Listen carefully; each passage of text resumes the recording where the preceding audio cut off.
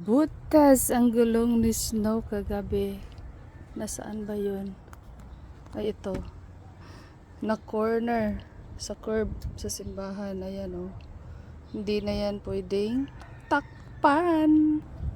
Tapos yung kanyang spare tire, oh. Nakakatakyut. Puro kalawer.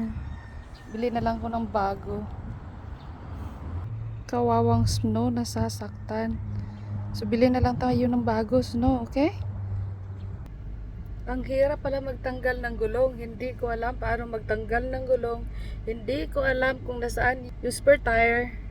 Yun ang hinahanap ko. At saka yung tools. Ang alam ko pag drive.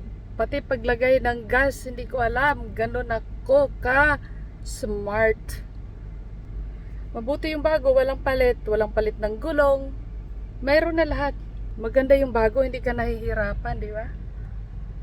Charot ang hangin. Super typhoon ang dating mo, Day. Tumigil ka sa mga sinasabi mo.